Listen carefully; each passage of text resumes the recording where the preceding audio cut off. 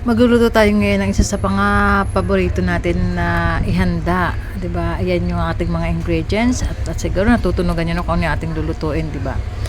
Ayan, yung ating carrots. Siyempre kailangan natin hiwain yan ng maliliit para pag kinain natin hindi sagabal, 'di ba? At yan naman ay labanos.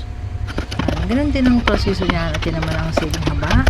At syempre pag may siling haba, may siling labuyo yan. Kailangan partner silang dalawa. At yung may sibuyas at yung ating mga ingredients ang kung ano-ano na ating ihahalo dyan sa ating lulutuin. Siya nga pala, meron kaming outing, di ba? Outing ng pamilya. So, first time kong sumama sa kanila sa outing na yan. Kaya kailangan may baon din kami, di ba?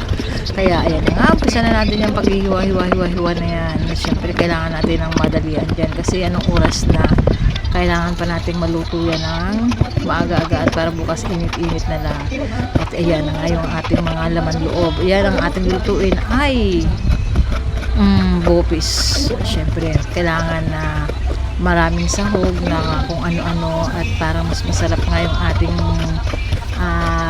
lulutuin, diba? At yan ang ating nahiwa at yan ang ating mga ingredients.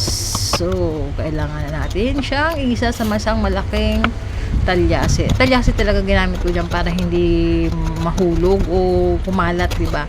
Siyempre, kailangan natin painilin at igisa na natin yung ating bawang. Siyempre, pag medyo okay na, sabihin natin yung sibuyas.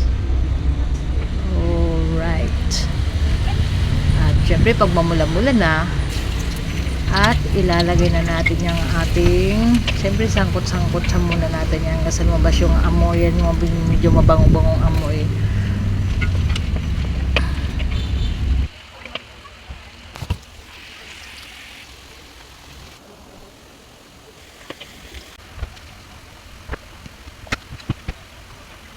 Ayan, at dahil nga nakasangkot siya na natin, kaya ihuhulog na natin yung ating mga laman-laman loob. Yan ay baga at saka etc. na lang. Lagay natin yan. Siyempre, kailangan na ibusa-busa, konting luto-luto. At saka ihuhulog natin yung ating mga ingredients niyan. At siyempre, lalagay natin lang siya ng kaunting suka para hindi siya, di ba, lumaban yung alat niya saka yung suka. Medyo masim-asim, mas masarap.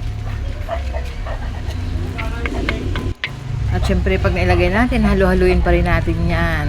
Kailangan talaga natin mahalo yan para mas masarap siya. At syempre, kailangan din natin siya lagyan ng atsuete. Bukod sa tomato paste, may atsuete siya para yung kulay niya na talagang lumabas. Ayan. Halo-halo ulit. Kayo ba mga kakusina ay ganyan din ba ang proseso nyo pag nagluto niyan? Ako kasi mabusisi pag nagluto niyan, tinatanggalan ko ng mga, hinihiwa ko talaga ng mais para matanggal yung ating mga dugo-dugo niyan. At ayan na nga mga kakusina, at ayan ay luto na, masarap na siya.